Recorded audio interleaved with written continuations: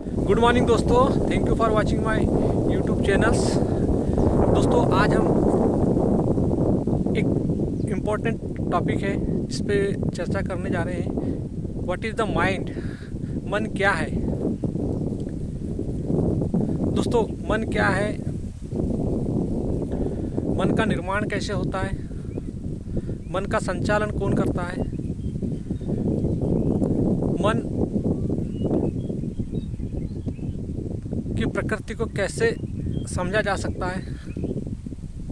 मन को लेकर हमारे जीवन में अनेकों प्रकार के प्रश्न उठते हैं। हम हमेशा ये सोचते हैं कि सब चीज़ एवरीथिंग इज़ आवर माइंड, कि सब कुछ हमारे जीवन को चलाने वाला माइंड ही है।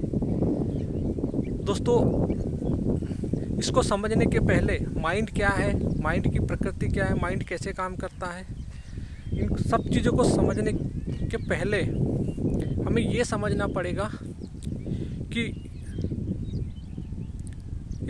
ये मन क्या है। मन क्या है को समझते हैं दोस्तों। मन एक्चुअली जैसे हमारे शरीर में 5 कर्मेंद्रियाँ 5 ज्ञानेंद्रियाँ होती है, इसी प्रकार दोस्तों हमारे अंदर एक एडिशनल इंद्रिय होती है जिसको हम मन बोलते हैं। ये सूक्ष्मतम इंद्रिय होती है जो हमें दिखाई नहीं देती, लेकिन ये इसको एक सूक्ष्मतम इंद्रिय के रूप में हम समझ सकते हैं। तो दोस्तों मन एक सूक्ष्मतम इंद्रिय है और मन हमेशा एक विषयों का मोहल्ला होता है, यानी एक विषय वस्तु का मोहल्ला होता है। अब ये विषय वस्तु हमारे मन में रहती है। मन मतलब हमारी जितनी भी जो इंद्रियां होती है, यानी 5 जो ज्ञानेंद्रियां होती है, वो जब जगत में बाहरी जगत में जाती है तो जितनी भी चीज़ों को देखती है और तरह तरह की इन्फॉर्मेशन संजोती है, और वो सब चीज़ हमारे अंदर जो भी लेके आती है वो हमारे मन में हो जाता है। लेकिन दोस्तों यहाँ पे समझने वाली बात ये है कि इस मन में तो सिर्फ यानी ग्रुप ऑफ द ऑब्जेक्ट होता है, यानी विषयों का ग्रुप होता है मन, लेकिन इस मन को चलाने वाला कौन होता है वो ज़्यादा समझते हैं। इसलिए दोस्तों लाओजू कहा करते थे, लाओजू मतलब एक चीन के दार्शनिक है जिनके दर्शन हैं, उनमें वे कहते थे, क्या आपका मन स्थिर है? क्या आप अपने मन के भटकाव के पार जा सकते हैं? दोस्तों ये जो एक पहली लाइन उन्होंने कहा कि क्या आपका मन स्थिर है, तो यहाँ पे दोस्तों 3 बातें सामने आती है। क्या आपका, तो आपका मतलब कौन हो गया? आपका मन। तो दोस्तों मन एक अपना सेपरेट एंटिटी सत्ता हो गई, और एक मैं जो है वो एक सेपरेट एंटिटी हो गई। तो मैं और आपका, यानी आपका मन स्थिर है। तो दोस्तों यहाँ पे देखिएगा कि मतलब मन है और एक आप है, आप मतलब मैं। तो इस मन का, यानी ये मन किसका है? ये मैं का है, आपका है ना। तो हमारे जानने वालों ने हमें समझाया कि जो मन जो होता है वो हमारा जो आई होता है, आई मतलब जो अहंकार होता है, मैं होता है, उसका मोहल्ला होता है। तो दोस्तों इसीलिए मन को, यानी मन जो होता है वो अहंकार की बस्ती भी कहा जाता है इसको। अब इसको हम समझते हैं कि ये मोहल्ला तो जो है इसका निर्माण कैसे होता है, मन का निर्माण कैसे होता है। तो दोस्तों मन के निर्माण को समझने के लिए हमें थोड़ा सा अहंकार जो मैं है उसको समझना पड़ेगा। दोस्तों मैं एक इस प्रकृति का एक तत्व है, एलिमेंट है, जो वृत्तियों के रूप में मैनिफेस्ट होता है, मूल अहम वृत्ति के रूप में होता है। मूल अहम वृत्ति जो रहती है वो हमेशा अपनी कामनाओं के साथ चिपक कर अपने आप को अभिव्यक्त करता है। तो दोस्तों और ये मूल वृत्ति जो होती है, जो जब हम पैदा होते हैं, जब से ही एक अपूर्णता का भाव लेके पैदा होती है। और अपूर्णता को आप समझते हैं, अपूर्णता माने होता है कि एक बेचैनी का भाव, यानी अंदर से एक बेचैनी उठना, और अपनी बेचैनी को पूरा करने के लिए उसे कुछ चीज़ चाहिए। तो दोस्तों वो अहम जो होता है वो अपनी बेचैनी को मिटाने के लिए भौतिक जगत की ओर भागता है और वस्तुओं को अपनी कामनाओं का अर्थ दे देकर उस वस्तु को अपने मन का विषय बनाता है। तो दोस्तों यहाँ पे समझने वाली बात ये है कि जो कुछ भी है वो हमारा अहंकार होता है। और ये अहंकार जो होता है वो, क्योंकि वो एक असुरक्षित भाव में पैदा होता है, वो बगैर कामनाओं के जीवित नहीं रह सकता। इसलिए दोस्तों आपने देखा होगा कि हमारे अंदर जब हम जागृत अवस्था में होते हैं तो हमारे जो ज्ञानेंद्रिया होती है, जैसे आँख संसार में बाहरी चीज़ों को देखती है, वो आँख एक इंद्रिय है, सिर्फ उसका काम देखना होता है। उसी प्रकार कान, उसका काम सिर्फ सुनना होता है। नाक, जिसका काम सिर्फ स्मेल लेना होता है। वाणी, जिसका काम सिर्फ बोलना होता है। स्किन, उसका काम सिर्फ स्पर्श होता है। तो दोस्तों इस तरीके से हमारी जो ज्ञानेंद्रिया होती है वो संसार में जब कनेक्ट होती है और हमारा जो ये अहम होता है ये उन्हीं के माध्यम से संसार की वस्तुओं को अर्थ दे देकर अपने मन का विषय बनाता है। तो दोस्तों जो अहंकार होता है वो किसी भी चीज़ को अपने ऐसे ही अर्थ नहीं देता, क्योंकि वो अहंकार उन्हीं चीज़ों को अर्थ देता है जो उसे प्रिय लगती है। जैसे सपोज करो एक कार है, मान के चलो वो कार 4 करोड़ की कार है, तो उसको यदि दिख गई तो वो अपनी कामनाओं का उसका विषय बना लेता है और उसको फिर उसको तरह तरह की, यानी उसकी जो कामनाएं जो होती है, यानी अहम कार की जो कामनाएं होती है उसके ऊपर तरह तरह के अर्थ डाल के उसको अपने मन का विषय बना लेती है।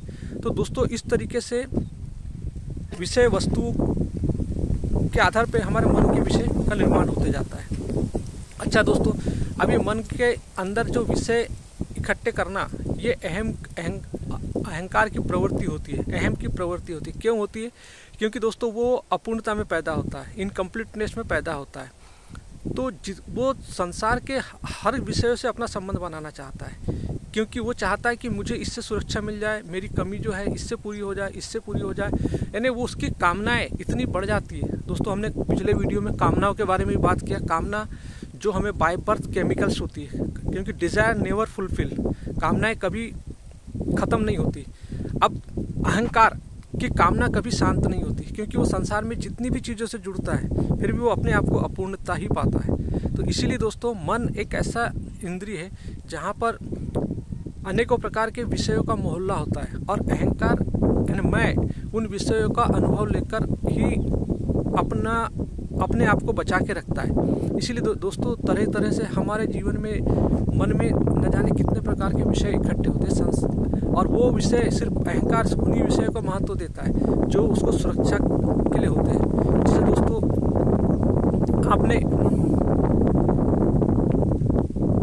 आप 5वीं पास हैं और आपने PhD की डिग्री लेके रखी है। वास्तविक पास आप 5वीं है, लेकिन आपने यदि फर्जी डिग्री PhD की लेके रखी है। तो दोस्तों यदि अब आपके अंदर एक भय आ गया, क्योंकि आपने तो वास्तविक रूप में PhD की डिग्री नहीं ली है, लेकिन आपको कहीं से मिल गई है किसी भी यूनिवर्सिटी से। तो आपको डर किससे रहेगा? जिस यूनिवर्सिटी की डिग्री आपने ली है उसके कुलपति से आपको डर रहेगा, क्योंकि वो डर आपके मन में समाया रहेगा कि कहीं वो कुलपति आके मतलब जो मेरे बोलना खोल दे। तो दोस्तों उसी प्रकार से हमारा अहंकार होता है, वो कुछ होता नहीं, वो मिथ्या होता है। वो सिर्फ अपने आप को बचाना चाहता है। क्यों बचाना चाहता है? क्योंकि वो अज्ञान में होता है, झूठ होता है, मिथ्या होता है, उसका कोई अस्तित्व नहीं होता दोस्तों, क्योंकि वो अपने आप को कभी जानने की कोशिश भी नहीं करता। जो अज्ञानी होगा वो अपने आप को कैसे जानेगा, क्योंकि वो आत्मज्ञान के अभाव में जीता है। तो दोस्तों इसी प्रकार से वो अपनी सुरक्षा के इंतजाम के लिए संसार के अनेकों प्रकार के विषय को अपने मन में एकत्रित करते रहता है। दोस्तों यही कहानी आपने हर आम आदमी के देखा होगा कि वो रात दिन क्यों भागते रहता है, अपने विषयों की तरफ क्यों भागते रहता है। उसका कारण ही ये होता है क्योंकि वो चाहता है कि मुझे ये पाके सुख मिल जाए, मुझे ये बिल्डिंग बना के सुख मिल जाए, मुझे वो गाड़ियों से सुख मिल जाए, मैं वो ज़मीन खरीद लूँ तो अपने आप को सिक्योरिटी हो जाए, मैं समाज का नेता बन जाऊँ तो सिक्योरिटी आ जाए। यदि जैसे PhD का अपने अब उसके PhD के पोल ना खुल जाए उसके लिए वो नेताओं के संपर्क में रहेगा, वो पुलिस अधिकारियों के संपर्क में रहेगा, वो समाज के प्रतिष्ठित व्यक्तियों के इसमें रहेगा ताकि उसकी पोल ना खुल जाए। तो दोस्तों हम अहंकार है, अहंकार हमेशा मिथ्या में जीता है, कामनाओं में जीता है, इसीलिए वो हमेशा डर में जीता है कि उसको डर रहता है कि कहीं मेरी पोल ना खुल जाए। दोस्तों यही काम हम आम आदमी के संसारी जीवन में होता है कि हम दिन रात अपनी बेचैनी के लिए भागते रहते हैं और कभी भी हमारी बेचैनी नहीं मिटती, क्योंकि दोस्तों हमारे मन में जो विषय जो होते हैं वो एक हमारी कामनाओं का प्रक्षेपण होता है। जबकि कोई भी वस्तुएं तो सब बाहर होती है, वस्तुएं न तो अच्छी होती है न बुरी होती है, लेकिन दोस्तों हमारा जो अहंकार है उस वस्तुओं को अर्थ दे देकर उस अपने मन के ऊपर एक छवि निर्मित कर लेता है और वो छवि या तो अतीत की होती है या भविष्य की होती है और उन छवियों को लेकर अपना जीवन जीते रहता है। तो दोस्तों अब आप सोचिए कि हमारे मन में क्या है, हमारे मन में सिर्फ छवियाँ रखी हुई है, स्मृतियाँ हैं और हम उन स्मृतियों को लेके हमेशा परेशान रहते हैं। अब ये सोचिए स्मृति किसकी है, अहम की है, अहंकार की है, और अहंकार तो झूठा है, अहंकार तो मिथ्या है। तो आपके जीवन में, आपके मन में जितना भी जो परेशानी, आप कहते हैं कि मेरा मन खराब है, मेरा मन उदास है, तो दोस्तों आपका मन उदास कहाँ है? आपके मन के अंदर जो अनुभव एक्सपीरियंस लेने वाला जो बैठा है मैं तत्व, वही तो झूठा है, वही तो मिथ्या है। तो दोस्तों यदि आप इस अहम की प्रकृति समझ जाते हैं तो आप सब चीज़ समझ जाते हैं, क्योंकि ये अहम ही है जो अपनी अपूर्णता मिटाने के लिए मन में अनेकों प्रकार के विषयों को इकट्ठा करता है। तो दोस्तों इस प्रकार से हमने समझा कि ये जो मन का निर्माण कैसे होता है। अब दोस्तों अब हम सोचते हैं कि इस मन पर मतलब जो जैसे हम समझते हैं ना कि हमारा मन, इसलिए हम अपने मन में जिस भी विषय को, अहंकार जो होता है, अहंकार माने जो अहम वृत्ति जो होती है, यदि वो, क्योंकि अहम वृत्ति हमारे अंदर जो काम, क्रोध, लोभ, मोह, मद, मात्सर, इनसे ये हमारी मेन मतलब अहम की मूल वृत्ति है, इनके पीछे भागते रहते हैं। और दोस्तों ये वृत्तियाँ स्वतः उठती है हमारे अंदर, लेकिन हमारे अंदर एक चेतना दी हुई है, हम चेतना के माध्यम से समझ सकते हैं अपने अहम को, क्योंकि हमारे अंदर परमात्मा ने हमें बुद्धि दिया है, हमें विवेक दिया है कि हम हमारे अंदर जो भी अहंकार की जो गतिविधियाँ होती है उसको हम समझ सकते हैं। दोस्तों इसीलिए हमें बुद्धि दी हुई है, विवेक दिया हुआ है। बुद्धि तो दोस्तों हम बुद्धि को समझते हैं कि बुद्धि क्या होती है। बुद्धि दोस्तों हमेशा अहंकार की अनुगामी होती है, अहंकार जो करता है बुद्धि उसी के पीछे चले जाती है। इसीलिए दोस्तों हमें भगवान ने विवेक दिया हुआ है। विवेक की परिभाषा ये होती है कि जो नित्य और अनित्य में भेद जानता है उसी को विवेक कहते हैं। तो दोस्तों हमेशा हमारे अंदर जो कुछ भी उठता है, जो कुछ भी होता है, हमें उससे अपने विवेक की छन्नी से छानना चाहिए। जो भी हमारे जीवन में विचार, भावनाएं उठते हैं और या हम संसार से कनेक्ट होते हैं, तो किसी भी चीज़ को हमें अनुभव हो या समाज में कोई भी बातें हो या कोई भी जीवन के निर्णय हो, तो हमें उससे विवेक की छन्नी से छानना चाहिए। क्योंकि दोस्तों अहंकार हमारे मन में न जाने कितने सारे कामनाओं के विषयों को बैठालते रहता है। दोस्तों हमारी बुद्धि, परमात्मा ने हमें बुद्धि और मन, ये सारी इंद्रियां दिया है कि अहंकार जो है वो स्वयं जान ले कि वो कौन है, तो हमारी सारे बंधन खत्म हो जाते हैं। दोस्तों हमारा सबसे बड़ा बंधन होता है कि हम स्वयं को नहीं जानते कि मैं कौन हूँ। और दोस्तों इसका सबसे बड़ा कारण ये होता है क्योंकि हमारे अंदर सब वृत्तियाँ हमको हमारे बायोलॉजिकली प्राकृतिक रूप में मिली होती है, जैसे खाना पीना, सोना, सेक्स, ये सब चीज़, हमारा इवन बोलना, ये सब सारी चीज़ें हमको मतलब प्रकृति ने दिया हुआ है।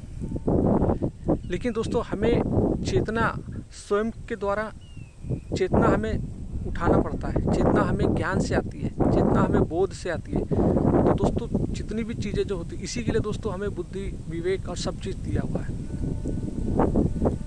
इसलिए दोस्तों हम पशु वृत्ति में पैदा होते हैं, इसलिए हमें इंसान बनना पड़ता है।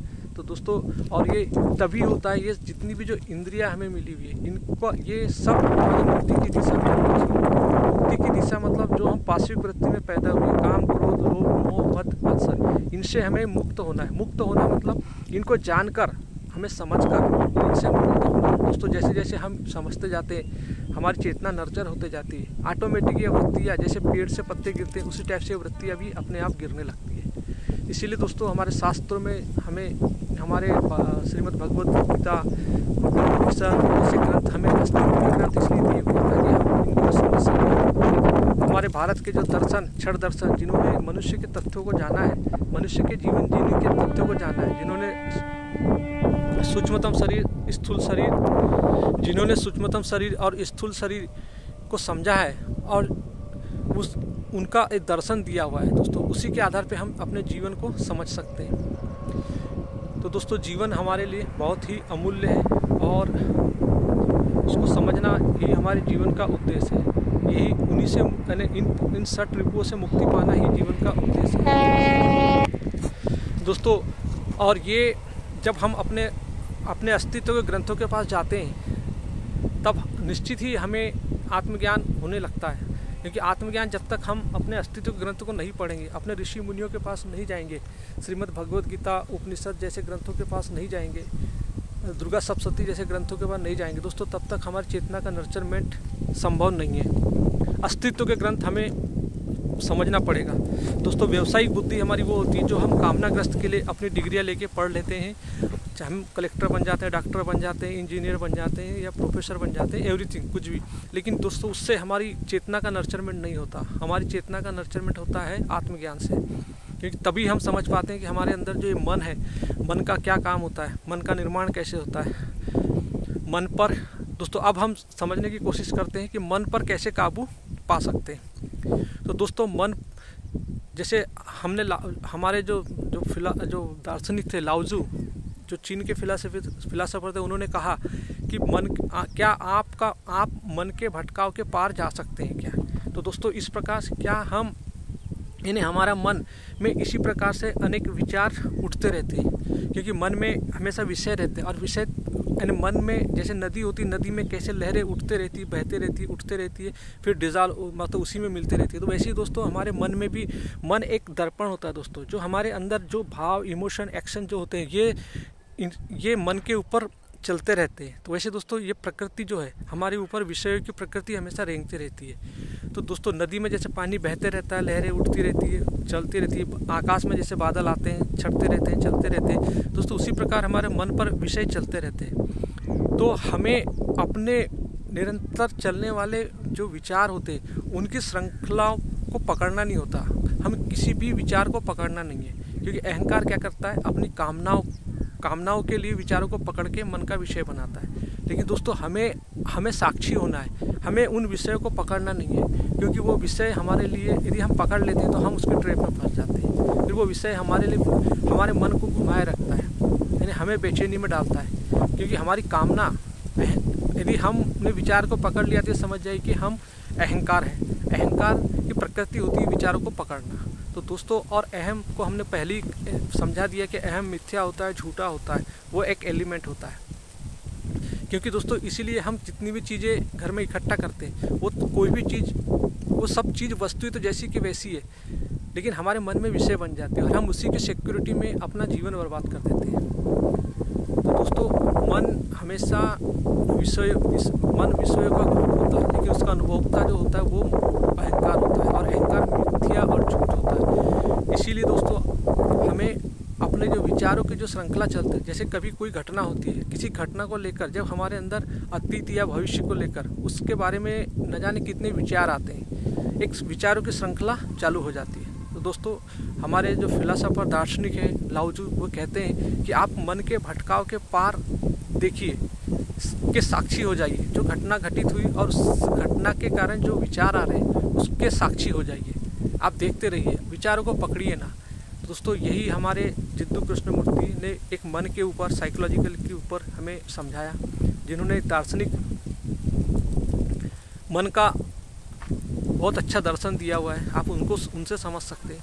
तो दोस्तों मन हमारे जीवन में किसी भी विषय वस्तुओं का रिफ्लेक्शन पार्ट होता है, आईना होता है, हमें वो दिखाता है कि हम क्या है क्या नहीं है, क्योंकि हमारी सारी भाव इमोशन एक्शन सारी चीज़ें जो होती है वो हमारे मन पे घटित होती है। तो दोस्तों हम अपने मन पर मन के साक्षी हो जाए। मन के साक्षी होना मतलब होता है कि मन पर जो चलने वाले विचार हैं, विचार हमेशा कैसे आते हैं, हमारी वृत्तियों से आते हैं, हमारी कामनाओं से आते हैं, हमारी भावनाओं से आते हैं, तो उनके प्रति साक्षी हो जाए। क्योंकि दोस्तों हमने कई बार कहा कि मतलब हमारी भावनाएं, हमारे विचार सब केमिकल्स होते हैं, क्योंकि वो उनको जिसको भी चीज़ आप पकड़ेंगे तो वो हमारे लिए मुसीबत खड़ी कर देता है। इसलिए दोस्तों क्योंकि हमारा मन का प्रकृति होती है वो विचारों का आना जाना ये करना, इसलिए दोस्तों हमें अपने मन के साक्षी होना है, मन पे चलने वाले विचारों के साक्षी होना है, उनको पकड़ना नहीं है। तो दोस्तों इस तरीके से ही आप यदि इसका डेली अभ्यास करते हैं, पढ़ते हैं, तो आप अपने माइंड को नर्चर कर सकते हैं, आप अपने मन के साक्षी हो सकते हैं, आप अपने डिप्रेशन एंजाइटी से बच सकते हैं। जो भी हमारे घर में जो गतिविधियाँ होती हैं, हम निंदा चुगली, घर के जो जितने भी झगड़े होते हैं, सारी चीज़ें होते हैं, वो सिर्फ और सिर्फ हमारे अंदर एक छवियाँ होती है और कुछ नहीं होता। एक प्रक्षेपित छवियाँ है जो हमें अतीत से मिली हुई है, और हम हमेशा उन्हीं अतीत की छवियों को पकड़ के अपना जीवन में दुख भोगते रहते हैं। और दोस्तों यही कारण है कि हमारा जीवन और बंधनों में बंधते जाता है। दोस्तों ये हमारे जीवन में आध्यात्म का ज्ञान नहीं होता, हमारे जीवन में हमारे मन का ज्ञान नहीं होता, बुद्धि का ज्ञान नहीं होता, अहंकार का ज्ञान नहीं होता, चित्त का ज्ञान नहीं होता। हम स्वयं को जानते ही नहीं कि हमारी वृत्तियाँ कहाँ से आती है, भावनाएं कहाँ से आती है, विचार कहाँ से आते हैं, हमारे व्यवहार कैसे होते हैं। दोस्तों इसी घोर अज्ञानता में हमारा जीवन और मतलब व्यर्थ में जाता है। दोस्तों हमें जो 60-70 साल जो मिले हैं, इस परमात्मा ने हमें जो दिया है कि इसको हमारी पार्श्विक वृत्तियाँ काम, क्रोध, लोभ, मोह, मद, मात्सर्य, इनसे मुक्त होने के लिए दिया है। मुक्त होना मतलब दोस्तों मरना नहीं होता, मुक्त होना मतलब इसको समझ, जैसे जैसे हमारा ब्रेन नर्चर होता है, हमारा माइंड नर्चर होता है, क्योंकि दोस्तों हमारा जो माइंड होता है वो हमेशा हमारे ब्रेन से, मस्तिष्क से उठता है। क्योंकि दोस्तों हमारी सारी जो सूक्ष्म कर्मेंद्रिय, ज्ञानेंद्रिया जो होती है वो हमारे शरीर से जुड़ी होती है। तो दोस्तों हमें अपने जीवन को समझना है, हमें जीवन की स्थूल शरीर, सूक्ष्म शरीर दोनों को समझना है। और अपने ऋषि मुनियों ने जो ग्रंथ हमारे लिए अस्तित्व में दिया है उनको पढ़ना है, अच्छे उच्चतम ग्रंथों को पढ़ना है। क्योंकि दोस्तों सनातन धर्म जो होता है वो उससे जो संबंधित जो ग्रंथ है उसको पढ़िए। क्योंकि दोस्तों लोक धर्म में तो न जाने कामनाओं के लिए कितने सारे ग्रंथ हैं, उन पे मत जाइए, उनसे आपको कुछ समझ नहीं आएगा। और अब भाई आपकी कामनाओं को बढ़ाने के लिए आपको नर्क में ढकेल देंगे। तो दोस्तों आपको अपने जीवन बदलना चाहते हो तो श्रीमद् भगवत गीता के पास जाइए, भारत के जो 6 दर्शन है उनके पास जाइए, और दुर्गा सप्तशती पढ़िए और अच्छे गुरुओं का साथ लीजिए। थैंक यू दोस्तों।